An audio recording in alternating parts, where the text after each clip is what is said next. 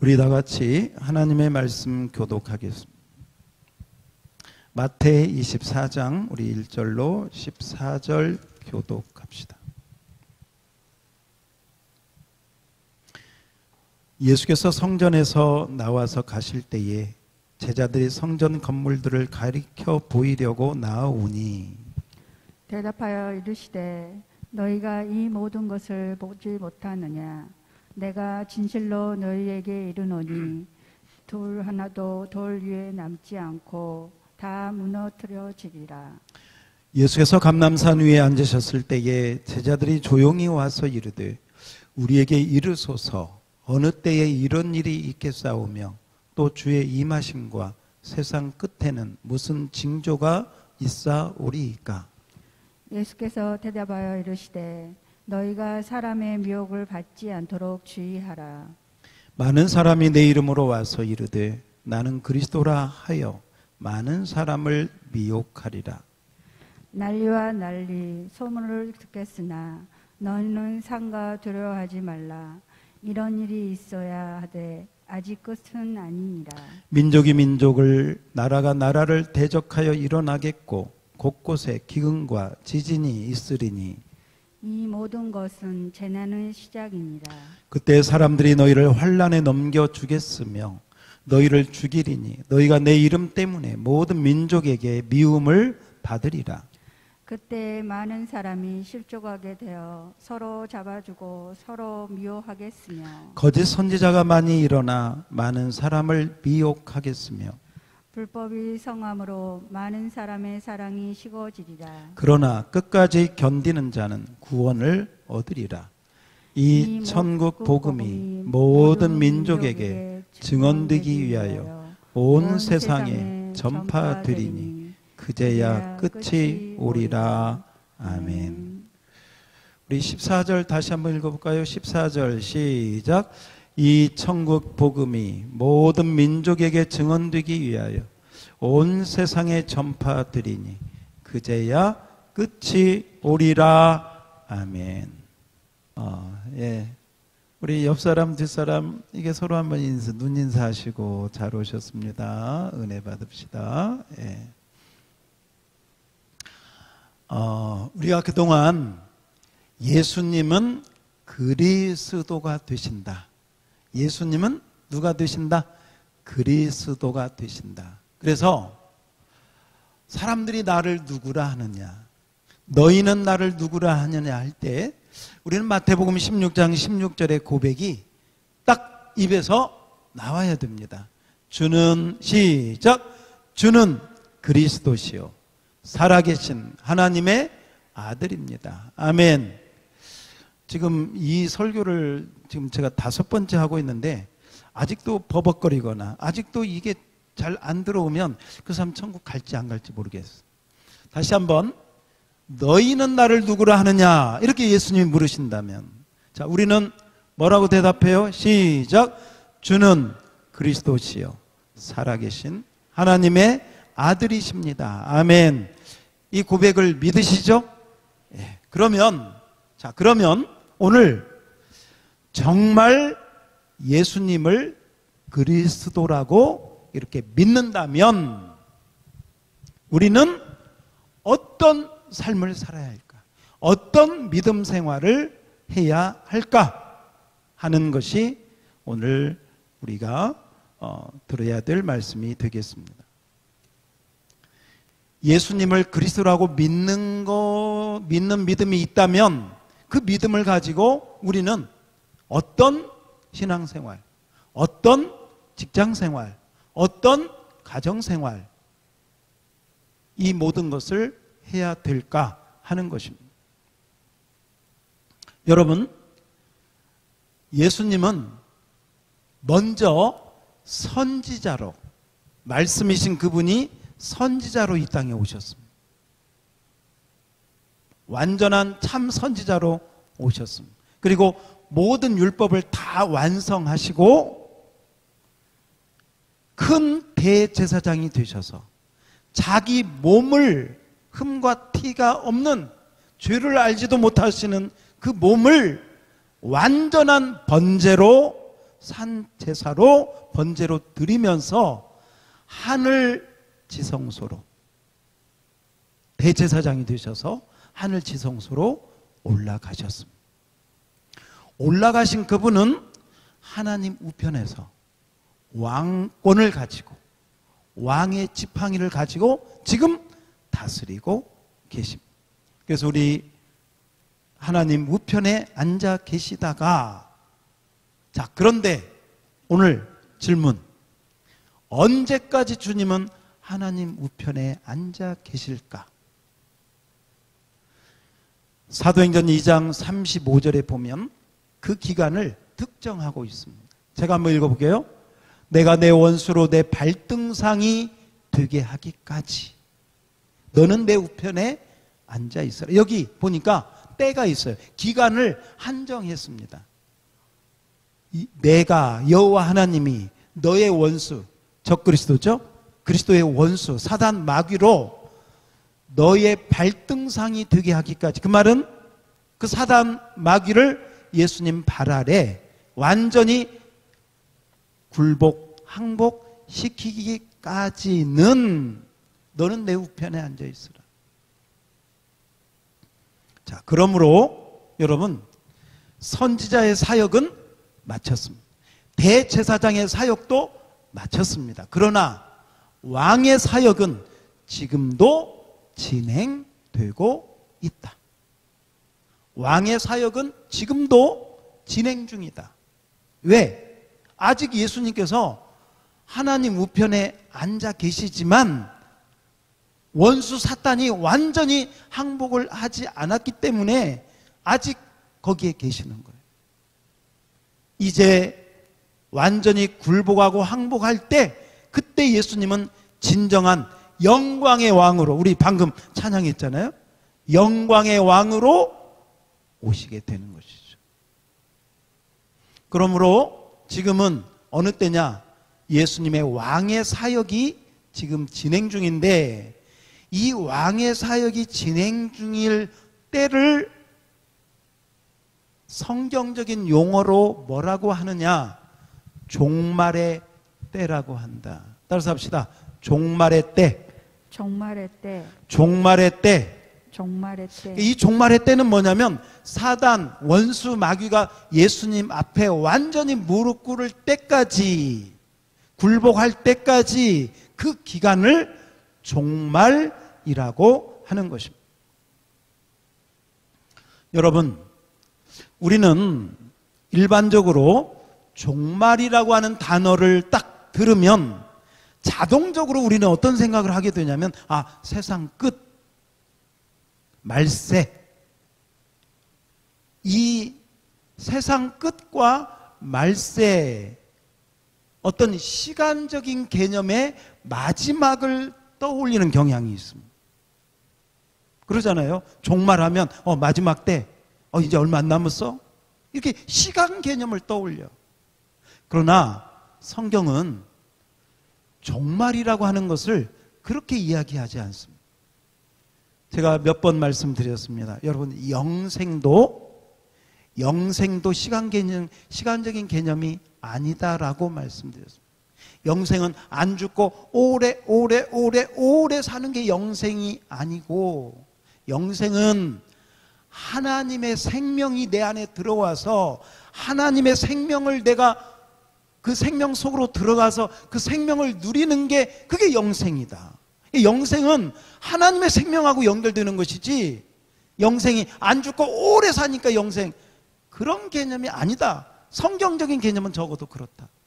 그러니까 일반적인 개념과 성경적인 개념을 구별할 수 있어야 돼. 종말도 마찬가지예요. 종말도 예수 안 믿는 사람들은 세상 마지막, 마지막 때, 말세, 이런 시간 개념을 자꾸 떠올리면서 노스트라무스의 대예언이라든지 무슨 행성이 지구하고 충돌해가지고 언제 지구가 불난다든지 이런 이야기들을 하는데, 그건 예수님을 모르는, 예수가 그리스도인 것을 모르는 사람들의 이야기고, 우리는 종말하면 누구를 떠올려야 되느냐? 따라서 합시다. 예수 그리스도.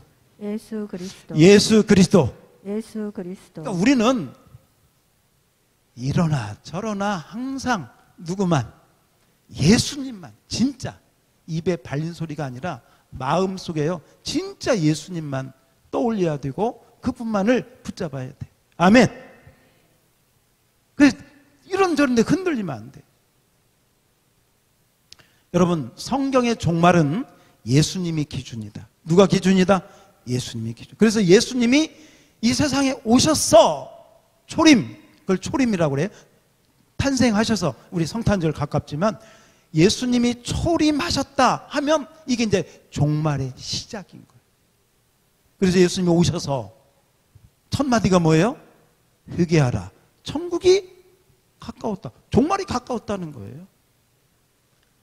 그래서 예수님이 오신 때부터가 종말의 시작이고, 종말이 계속돼서 지금 2020년까지 우리가 온 거예요. 오늘 아침에 카톡이 와 있길래 딱 눌러봤더니 미국에 있는 어떤 목사님이 저에게 2021년 해피 뉴 이어 이렇게 보냈어요. 가장 먼저 받아본 2021년 카톡 쪽지를 받았는데, 2021년 이때도 지금이 우리가 사는 시대도 뭐다? 종말이다. 그리고 앞으로도 주님 오실 때까지 종말은 계속될 거예요. 이 때를 종말이라고 하는데, 이것을 영어로 이렇게 표현을 합니다. Already but not yet. Already, 이미 종말은 시작이 되었다. 예수님이 오셔서 죽으시고 부활하실 때 이미 사단의 사망 권세를 깨뜨렸다. 이미 already. but 그러나 not yet, 아직 그 말이에요. 아직 사단은 완전히 굴복하지 않았다. 그래서 지금 이 시대는 그런 의미에서 어느 때다? 종말의 때다. 예. 여러분들에게 제가 무슨 어떤 종말의 분위기를 만들려고 한 게 아니라 예수님의 초림부터 재림 전체가 종말의 때인데, 예수를 그리스도로 하고 믿는다면 이 종말의 때에 어떤 믿음을 가지고 살아야 되겠는가 하는 것을 살펴보려고 합니다. 먼저 로마서 8장 1절 2절을 우리 한번 봅시다. 로마서 8장 1절입니다. 그러므로, 이 그러므로는 이렇게 우리가 적용할 수 있습니다. 예수님을 그리스도로 믿는다면, 예수님을 선지자로, 제사장으로, 왕으로, 진정으로 믿는다면, 그러므로 이제 그리스도 예수 안에 있는 자에게, 여기 그리스도가 먼저 언급된 걸 잘 보셔요. 예수 그리스도가 아니라 그리스도를 먼저, 왜? 강조하려고. 너가 예수가 그리스도인 걸 믿느냐? 그러면 그리스도 예수 안에 있는 자에게는 결코 뭐가 없다? 정죄함이 없다. 왜 정죄함이 없느냐? 그분이 선지자로 오셔서 모든 율법을 다 이루셨고, 그분이 대제사장으로 오셔서 모든 우리의 죄악을 사하셨고, 그 사실을 믿기 때문에 그리스도 예수 안에 있는 자에게는 정죄함이 없다. 그리고 이 그리스도 예수 안에 있는 자에게는 2절 여러분이 한번 읽어주세요. 시작. 이는 그리스도 예수 안에 있는 생명의 성령의 법이 죄와 사망의 법에서 너를 해방하였습니다. 아멘. 여러분, 예수를 그리스도로 하고 믿는 분들은요, 이 로마서 8장 1, 2절은 반드시 외워야 돼. 이거 못 외우면 천국 못 간다, 그 생각하고 외워보죠. 그만큼 보석 중에 보석 같은 말씀이고, 우리의 믿음의 심장에 못 박아야 될, 새겨 넣어야 될 말씀이에요. 이 말씀 2절도요, 그리스도가 강조되고 있잖아요. 그리스도 예수 안에 있는 생명의 성령의 법. 여기 두 가지 법이 나옵니다. 하나는 죄와 사망의 법, 하나는 생명의 성령의 법. 그리스도를, 예수님이 그리스도라고 진정으로 믿는 자들은 생명의 성령의 법을 따라 살게 되어 있다라고 말씀합니다. 그 믿음이 예수를 그리스도라고 믿지 않는 자들, 불신자들은 죄와 사망의 법 아래 살 수밖에 없다라고 말씀하고 있는 거예요.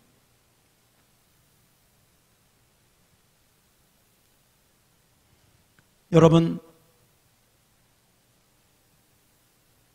산이 성경에 보면 영적인 산을 두 가지로 표현할 수 있습니다.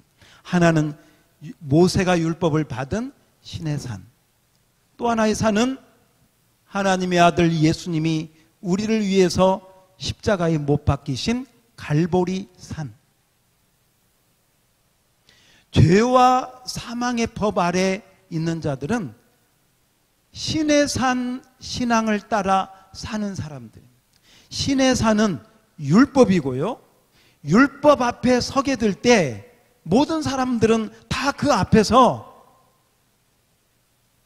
사망, 언도를 받을 수밖에 없습니다. 데스 페널티, 사망 선고를 받을 수밖에 없어. 왜? 그 율법 앞에 의로운 인생이 하나도 없기 때문에. 그러므로 우리는 이 신의 산 신앙이 아니라 우리를 위해서 율법 위에 한 의를 보여주신 참 선지자 되시고 큰 대제사장 되신 예수 그리스도를 의지하는 갈보리 신앙으로 나아갈 때 거기에 은혜가 있게 되는 것입니다. 여러분, 신의 산의 신앙의 특징은 무엇입니까? 자기 자신이 주체가 되는 신앙이 신의 산 신앙. 그래서 자기가 잘하면 자기 의를 자랑하고요, 자기가 못하면 자기가 죄책감에 빠져서 정죄감에 빠져서 허덕이고요, 자기 중심의 육신적인 모습을 가지고 나아가는 신앙이 신의 산 신앙. 그러나 갈보리 신앙은 자기는 십자가에 못 박고 이제는 자기 안에 예수가 살아있습니다. 그리스도 되신 예수님이 자기 안에 살아서 예수님 중심의 신앙생활을 하고 있기 때문에, 내 안에 예수님이 사시기 때문에 예수님이 주인 되셔서 잘해도 그분의 은혜요, 못하면 그분을 의지하고 잘하려고 노력하고 그 정죄감이나 죄책감에 빠지지 아니하고 그 예수님을 의지하고 일어서서 나갈 수가 있게 되는 것입니다. 갈보리 신앙의 마음에는 대부분 어떤 마음이 있느냐? 자유함, 평안, 그리고 기쁨, 그리고 용서, 그리고 화평, 그리고 사랑. 주로 이런 마음이 여러분의 신앙 가운데 많이 있다면 여러분은 갈보리 신앙을 가지고 있는 것이고 생명의 성령의 법이 거기에서 작동하고 있다, 이렇게 생각하시면 되겠습니다. 그러나 만에 하나 여러분의 마음에, 여러분의 신앙에 그런 마음보다는 두려움이라든지 정죄감이라든지 남을 판단하는, 남을 미워하고 시기하고 질투하고 또 낙심에 빠지고 또 비난하기 좋아하고 이런 마음들이 주를 이룬다면, 교회 다녀도 직분이 있어도 그분은 아직은 신의 산 신앙에 머물러 있구나, 그렇게 생각할 수 있겠습니다. 이 신의 산 신앙과 갈보리 신앙은, 신의 산의 신앙은 내가 살아있는 것이고 갈보리 신앙은 내가 죽고 예수가 살아있는, 그 차이가 가장 큰 차이가 되어집니다. 여러분, 신의 산 신앙은 죄와 사망의 법이라고 하는 중력의 법칙을 적용받습니다. 여러분, 이걸 제가 던지면 떨어지게 돼 있습니다. 왜? 중력이 작용하기 때문에 그렇습니다. 그러나 풍선 안에 수소를 가득 채워놓고 그 풍선을 띄우면 그 풍선은 하늘 높이 올라갈 수밖에 없습니다. 왜냐? 풍선은 이 수소는 산소보다 가볍기 때문에 올라갈 수밖에 없는 것이죠.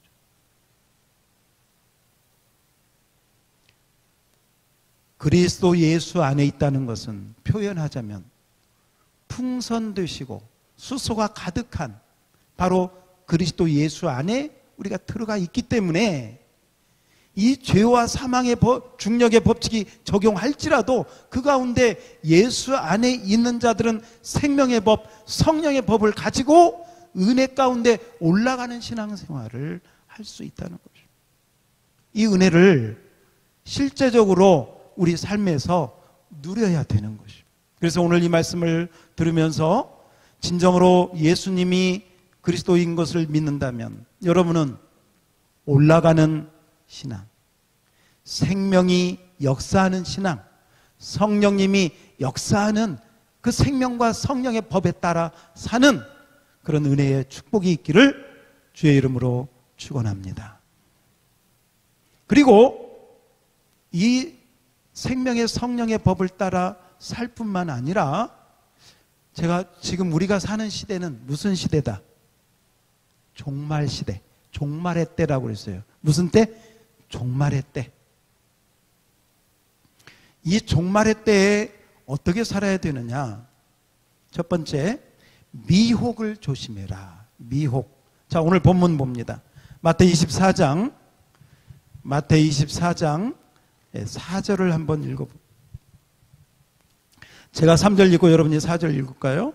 제가 3절, 예수께서 감람산 위에 앉으셔서 제자들 조용히 와서 이르되 우리에게 이르소서 어느 때 이런 일이 있겠사오며 또 주의 임하심과 세상 끝에는 무슨 징조가 있사오리이까? 예수께서 대답하여 이르시되 너희가 사람의 미혹을 받지 않도록 주의하라. 예, 따라서 합시다. 미혹을 조심하라. 조심하라. 자, 제가 몇 가지로 나누어 설명드릴게요. 잘 들으세요. 이 마태복음 24장은 굉장히 중요한 성경의 장이 되어집니다. 그러므로 해석도 어렵다. 다시 한번. 해석도 쉽다, 어렵다? 어렵다. 베드로후서에 보니까요, 어떤 사람이 성경을 억지로 풀다가 스스로 멸망에 처한다고요. 그러니까 어느 정도 풀다가 안 풀리면 하나님 앞에 그냥 엎드려야 돼요. 근데 그걸 막 억지로 풀려고 그래. 그런 경우들이 참 많습니다. 오늘 우리 주님께서 여기 마태복음 24장에 보면 미혹을 조심하라고 4절에서 말씀하고 있고요. 5절에서도요. 많은 사람을 미혹하리라 5절에서도 말씀하고 있고요. 11절에도요. 많은 사람을 미혹하겠으며 나오고요. 24절에도요. 택하신 자들도 미혹하리라 이렇게 미혹에 대해서 계속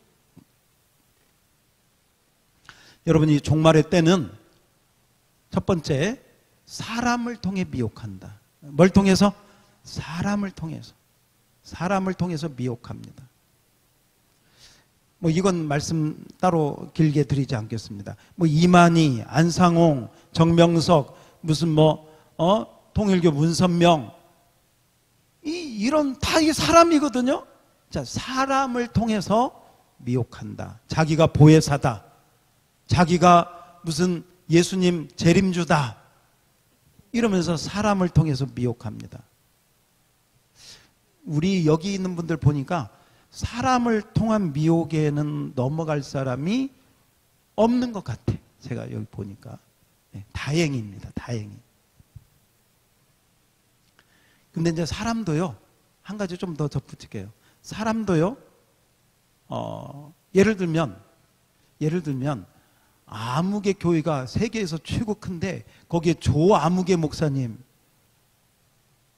훌륭하시죠. 그러나 그 사람을 예수님 가까이에 갖다 놓는 듯한 이런 게 있으면 빨리 끌어내려야 돼. 사람은 사람에 불과한 거예요. 예수 그리스도만 우뚝 서야 될 줄 믿습니다. 그래서요, 여러분이 어떤 사람이고 사람의 포커스를 맞추면 되잖아요. 사람에게 포커스를 맞추는 순간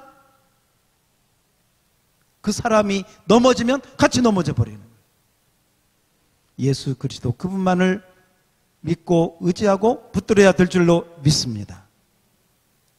그런데요, 일반적으로 우리 사람들은요, 속이 시원한 걸 좋아해.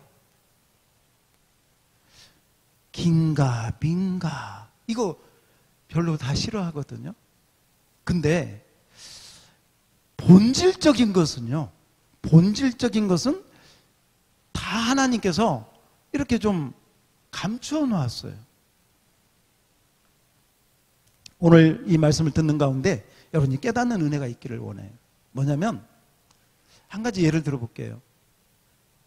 홍해를 모세와 아론이 이스라엘 백성을 이끌고 같이 나왔잖아요. 근데 모세가 시내산에 올라가서 모세가 안 보이니까 백성들이 벌써 불안해.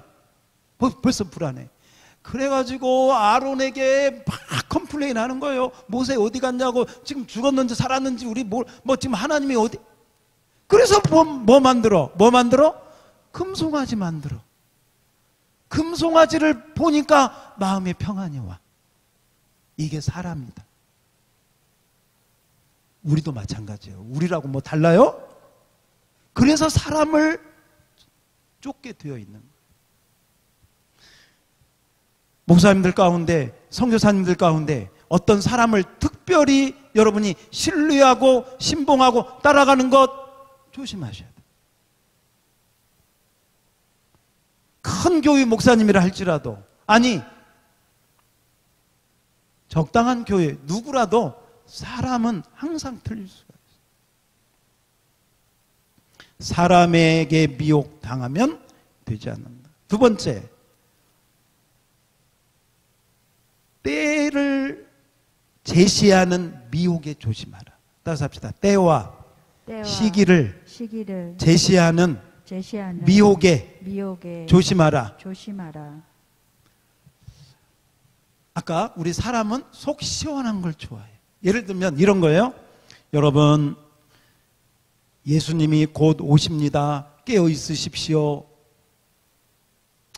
오시지. 이렇게 반응해. 근데요, 저 이상한 사람 만들지 마세요.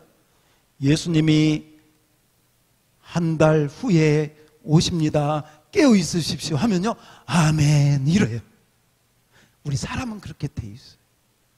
근데 제가 한 달 후에 오지 않고요, 한 10년 후에 오실 수도 있습니다. 그런가? 2030년, 40년쯤 되면 오실 수도 있습니다. 잘하면 내가 살아있을 때, 거기에 우리는 그럴 수도 있겠다. 이런, 벌써 때에 미혹되는 거예요. 우리 주님 뭐라고 합니까? 자, 우리 오늘 성경 24장 36절 읽어보세요. 36절 시작. 그러나 그 날과 그 때는 아무도 모르나니 하늘의 천사들도 아들도 모르고 오직 아버지만 아시느니라. 여러분, 예수님께서 여기 정확히 말씀하셔요. 그때, 그 마지막 때, 예수님이 다시 오실 때, 바로 그때는 아무도 뭐한다? 모른다. 모른다 이 말에는요, 이 말도 들어있어요. 너희들 알 것 없다는 거예요. 근데 우리는 자꾸 알려고 그래요. 언제쯤이죠? 언제쯤 오죠? 심지어 사도행전 1장 6절을 한번 보세요. 1장 7절. 6절, 이스라엘 나라 회복이 이때니까 그랬더니 7절 보세요. 7절 시작. 이르시되 때와 시기는 아버지께서 자기의 권한에 두셨으니 너희가 알 바 아니요. 깨닫는 은혜가 있기를 축원합니다. 사람을 통해 미혹하고요, 때를 통해서 미혹합니다. 여러분, 그냥 제가 주님은 곧 오십니다, 반드시 오십니다, 그러면 좀 그냥 오시지 뭐 재림하실 주님이니까. 그러면서 우리 인간은 자꾸 그 때를 지정하려고 그래요. 그 때를 예측하려고 그래요. 어떤 방법. 그런데 사람들이요, 그 때를 보세요. 언제 오십니다 하면 이제 이단이라는 거 알아. 그래서 그렇게 말하는 사람은 없어. 옛날 이장님처럼 우리 막 MBC에 그 휴거 든다고 난리를 치고 그런 역사가 있기 때문에 날짜와 시간은 이야기하지 않습니다. 요즘에 이런 미혹도요, 아주 세련돼 가지고 그렇게 무식하게 하지 않아요. 근데 어떤 식으로 하느냐, 언제쯤 이렇게 날과 시간은 얘기하지 않아. 그러나 대략 이때쯤 오실 것 같아요. 그러면서 뭘 제시하느냐, 성경을 제시하면서 미혹을 합니다. 성경을 제시한다. 뭘 제시한다? 성경을 제시. 그러니까 많은 사람들이 성경 말씀은 믿잖아요. 그러니까 미혹될 수밖에 없어요. 제가 보니까 여기서도요, 딱 두 사람 빼놓고는 다 미혹이 되고 있네, 보니까. 제가 증거 보여드릴게. 증거. 어떤 증거를 보여드리냐면, 자, 32절 보세요. 32절. 자, 제가 읽어볼게요. 무화과 나무의 비유를 배우라. 그 가지가 연하여지고 잎사귀를 내면 여름이 가까운 줄을 아나니. 자, 33절 여러분이 시작. 이와 같이 너희도 이 모든 일을 보거든 인자가 가까이 곧 문 앞에. 여기서 인자가 누구예요? 자, 예수님이 어디 앞에 왔어? 문 앞에 왔어. 열기만 하면 돼. 근데 무화과 나무 얘기를 해. 무화과. 자, 여기 보세요. 여러분이 미혹됐나 안 됐나 잘 보세요. 무화과 나무의 비유를 배우라. 그러면서 무화과 나무 가지가 잎이 연하여지고 가지가 내거든. 인자가 문 앞에 온 줄로 알아라. 많은 분들이 이 성경을 통해서 이 무화과 나무를 이스라엘 1948년 독립한 사건으로 연결을 합니다. 그렇게 알고 있는 분들 많이 있죠? 저는 감히 여러분에게 말씀드립니다. 여러분은 지금 미혹되고 있습니다. 왜 그러느냐? 마태복음은 무화과 나무가 이스라엘이라고 예수님이 말씀하신 적이 없습니다. 심지어 마태복음 21장에 보면 예수님께서 이 베다니에 가셨을 때 무화과 나무가 있는데 열매를 찾으려고 가서 보니까 열매가 없네. 그 무화과 나무를 저주해버립니다. 영원토록 네가 저주받으리라, 열매 맺지 못하리라고 무화과 나무를 저주해요. 그러면 마태복음 21장에 나오는 무화과 나무는 뭐고, 마태복음 24장에 나오는 무화과 나무는 뭐냐? 그러면 그런 논리로 한다면 예수님께서 이스라엘을 영원히 열매 맺지 못하도록 저주해버린 것입니까? 저는 부족하지만 전도사 때부터 30년을 넘게 성경을 가지고 씨름하고 성경을 가지고 연구하고 있지만 아직도 성경이 정말 어렵습니다. 많은 분들이 이 종말의 어떤 때와 시기를 이야기하면서 이 무화과 나무 비유를 이스라엘 독립하고 연결을 하고, 이스라엘이 2000년 만에 독립을 한, 이건 기적적인 사건이에요. 그러나 그 사건이, 그 무화과 나무가 이스라엘이라고 예수님이 말씀하신 적이 없어요. 그런데 많은 분들이 이미 그렇게 받아들이는, 조금 성경 좀 읽고 열심히 있는 분들은 거의 다 그런 식으로 생각을 하고 있어요. 잘못된 것입니다. 왜 잘못된 것이냐? 벌써 이스라엘의 독립과 그 시기를, 벌써 종말의 때를, 예수님은 그 때를 너희가 알 바도 아니고 알 수도 없다고 했는데 벌써 이제 카운트다운을 하는 거예요. 아, 이때쯤이면 어떻게 되겠다. 여러분, 때와 시기를 측정하는데 성경을 통해서 미혹합니다. 두 번째, 일어나는 사건들을 통해서 미혹합니다. 혹시 여러분 코로나19하고 관계해가지고 종말하고 연결해서 설명한 부분이 있다면 저는 감히 말씀드립니다. 100% 가짜입니다. 왜? 예수님이 코로나19 때 일구 전염병으로 종말이 온다라고 말씀하지 않았습니다. 전염병 이야기는 있지만 코로나19 특정하지 아니하셨습니다. 그러므로 여러분, 성경을 억지로 풀려고 하지 마십시오. 성경을 잘못 풀면요, 열심히 있을수록 잘못된 사상에 빠지게 되어 있습니다. 목사의 입장에서는요, 목사의 입장에서는 여러분들을 제가 깨우기 위해서, 여러분을 각성시키기 위해서 그렇게 할 수 있어요. 여러분, 예수님은 지금 해가지고 막 강조를 하면서 여러분 신앙생활 열심히 하라고 어떤 걸 제시할 수 있지만, 심지어 다른 방법으로 제시할 수 있지만 성경적으로 가야 돼요. 그래서 여러분, 때를 이야기하는 거, 저는 심지어 그런 얘기도 들었습니다. 우리가 살아있는 때에 잘하면 예수님을 볼 수 있겠다. 그러면서 여러 가지 증거를 얘기해. 뭐 선교의 현황이 지금 어떻고, 미 전도 종족이 얼마 남았고, 지금 뭐 전쟁이 어떻고, 코로나가 어떻고, 빌 게이츠가 어떻고. 다 사람의 생각. 우리 주님이 말씀하시는 진짜 말씀을 잘 봅시다. 그날과 그때는 아들도 모르고 천사도 모른대. 근데 여러분이, 우리가 예수님보다 더 똑똑합니까? 아들도 모른다는데 아들도 모르는 걸 내가 알려고 그래요? 그걸 가르치려고 그래? 그 자체가 잘못된 거예요. 이 말은 때와 기한은 아버지께 너희는 알 바 아니요. 너희는 때와 기한에 관심을 두지 말아라. 그 대신 너희는 관심 둘 것은 예수 그리스도, 그분에 관심을 두어라. 아멘.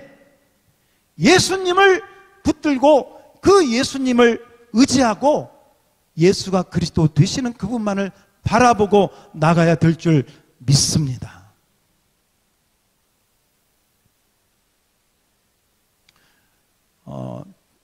저는 30년을 넘게 이 사역을 하고 성경을 보면서도요, 정말 어려운 게 성경.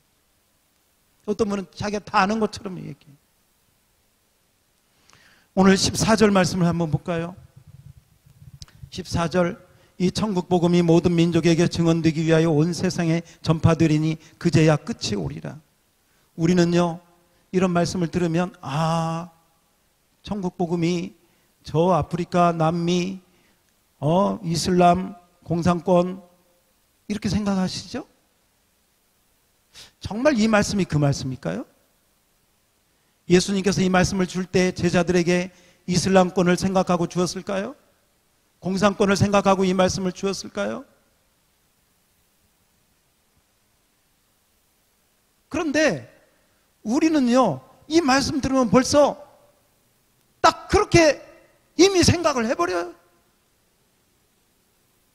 선교가 나쁘다는 게 아니에요. 제가 지난주에도 말씀드렸죠. 우리는 전도하고 선교하고 정말 주님의 뜻을 따라 살아야 되지만 본문 말씀을 잘 보아야 돼요.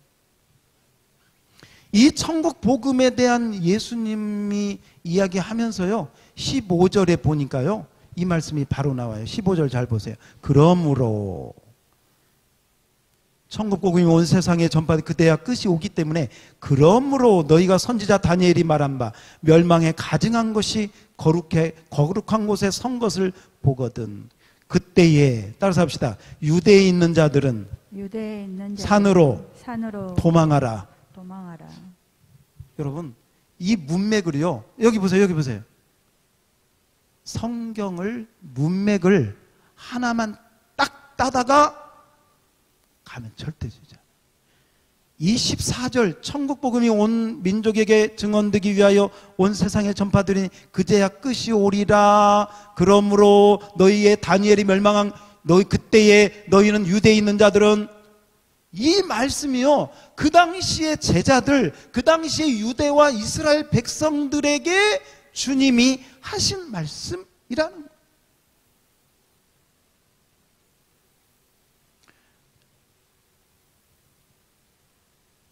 그러므로 이 종말론에 대해서 사람을 통해 미혹하고 때를 통해 미혹하고 성경을 통해서 미혹할 때, 여러분이 기본적인 식견을 잘 가지려면 우리 교회 그 영상 쭉 올라가 있는 것 중에 종말론 특강이 있습니다. 종말론 특강을 제가 거기 올려놓았으니까 거기 들어가셔서 미리 보셔야 성경적인 종말론을 딱 가질 수가 있습니다. 그리고 때에 미혹되지 않고 사람에게 미혹되지 않고 심지어 성경에 미혹되지 않습니다. 제가 오늘 성경을 통해서 미혹하는 경우들을 제가 굉장히 많이 보았습니다.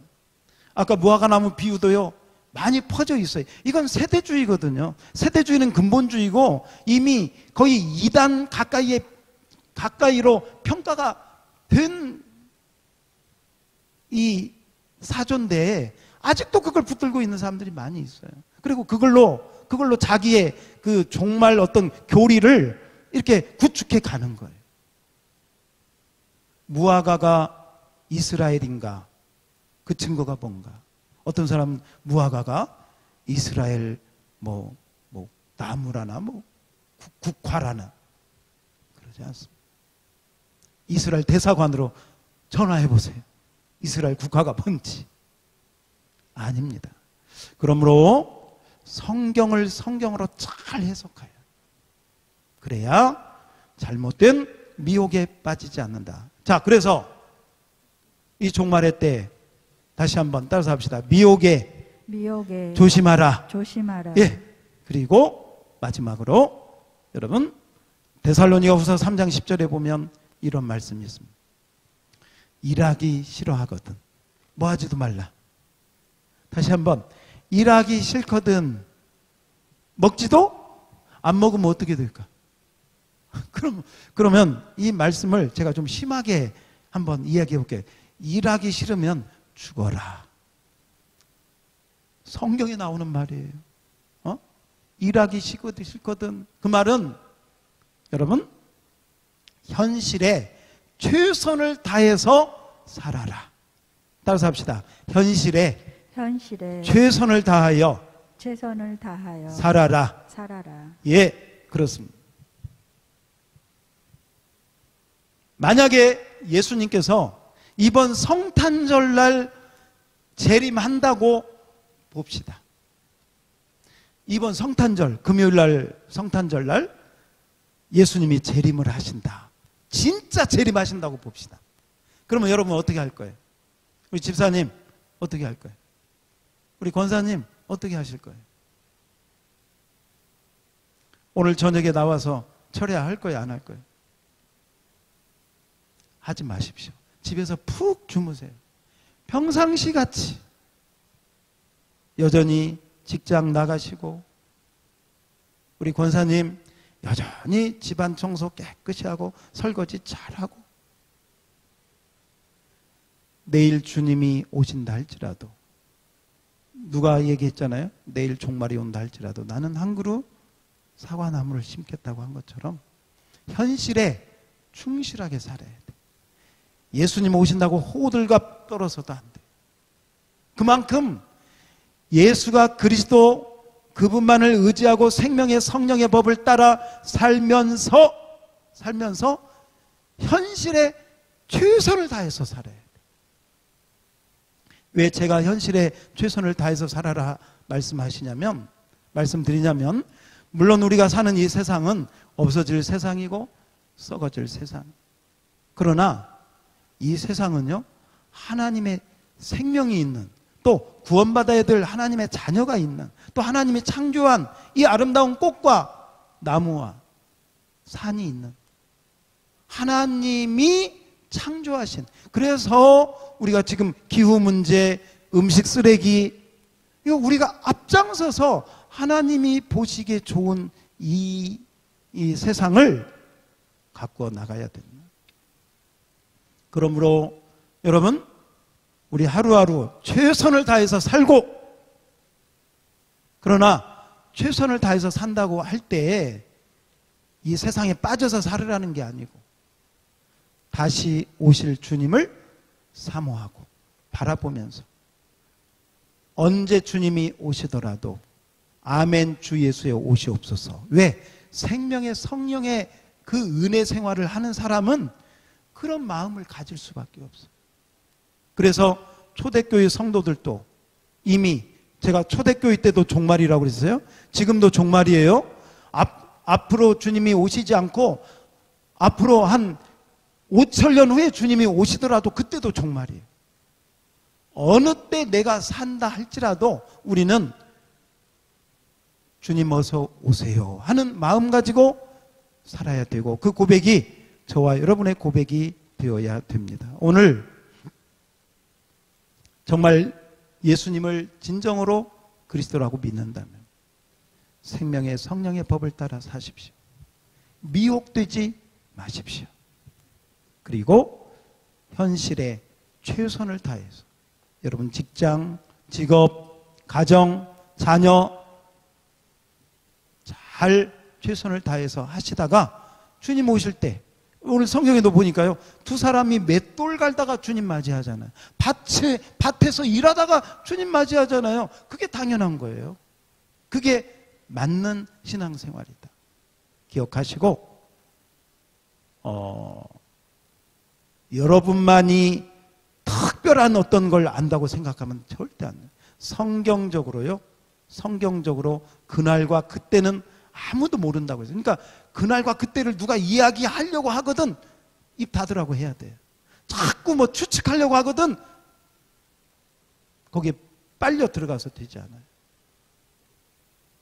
그러나 그거하고 상관없이 우리는 여전히 전도하고 복음 전하고 선교하고, 주님이 오실 때가 가까우니까 선교하는 게 아니고 그날이 언제인지 모르지만 나에게 주신 은혜가 커서 선교해야 되고, 어떤 분은 제가 이 얘기 들어보니까 어이구 막 자기가 예수님 빨리 오게 만들려고 막 애를 쓰는 사람이 있더라고요. 그것도 웃기는 넌센스죠. 그때와 기한은 아버지 권한에 있는데 자기가 뭐라고 뭐 하나님을 빨리, 예수님을 빨리 오게 만드는, 웃기는 거 아니에요? 그래서 여러분 때와 시기에 미혹되지 마십시오. 교묘하게 성경을 이용해가지고 그 때를 이야기하는데 잘못된 것입니다. 100% 잘못된 것입니다. 오직 우리는 다시 오실 주님을 사모하고, 주님은 반드시 곧 오신다. 따라서 합시다. 주님은 반드시 곧 오신다. 그 믿음 가지시기 바랍니다. 아멘. 그러나 언제 올지 몰라. 내일 와도 아멘, 모레 와도 아멘, 10년 후에 와도 아멘, 1000년 후에 와도 아멘 해야 될 줄로 믿습니다. 그분의 권한에 있기 때문에. 그래서 오늘도 변함없이 현실에 충실한 신앙생활 잘 하시다가 주님 오실 때 주 예수님 어서 오세요 맞이할 수 있는 저와 여러분 될 수 있기를 주의 이름으로 축원합니다.